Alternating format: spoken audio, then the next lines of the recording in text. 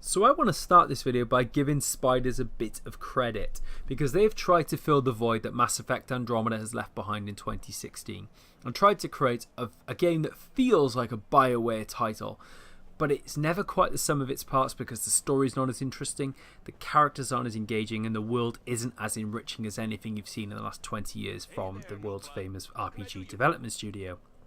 Having said all of that, the Technomancer does do some things right. There is a nice overarching underlying story that underpins the whole thing together. The Technomancers are quite a fascinating breed, and the role that they play in society, the role they've played in the colonization of Mars, and the role that they're going to play in the past and to come wars.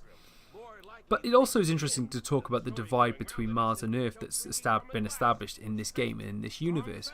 And if you've already played Mars Warlogs, the Technomancer is a spiritual successor to that game. So if you've already kind of got a feel for that.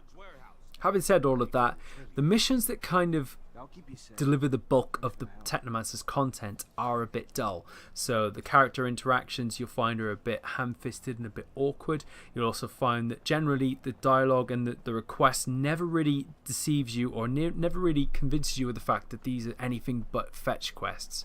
And that is unfortunate because in many games we have fetch quests, and fetch quests are something that we've had in the likes of World of Warcraft and even in Mass Effects and BioWare games. But it's always the dialogue that kind of distracts you and kind of enriches you and makes you feel like you're doing something a bit different. Not here. It really just doesn't do a case of that. And it really makes you feel like when you're in the room and you're playing it, you'll be distracted by other things and you just won't feel like you're part or invested in the world too much. Which is a shame because I say there's a lot of things I like about this world. But one thing the Technomancer does do right is the crafting bench, and in the crafting bench you can kind of adapt your weapons, you can add attachments to your weapons to kind of increase your dexterity and your agility and your strength. You can also add adjustments to your armor, and you can also, as well, when you level up, add investments to your different combat stances. So in the game you have 3 different combat stances. You've probably seen in the promo vignettes that you've kind of got a very similar sort of staff that's lit up like Darth Maul. You can use that to kind of attack enemies with this long lightning staff. You can also fire lightning out of your hands, so you can kind of attack enemies from a range. And you've also got different combat stances. You've got a sword and a shield, which is used for defense and parrying, and with a gun and a sword in your hand as well. So you've got close combat and range attack as well. And as I say, you can spread your points across all those. You can invest them into one combat stance, and also you can invest your points in sort of, you know, agility, strength, charisma, intelligence, so you can develop like sort of picking locks, or you can like hack terminals and things like that.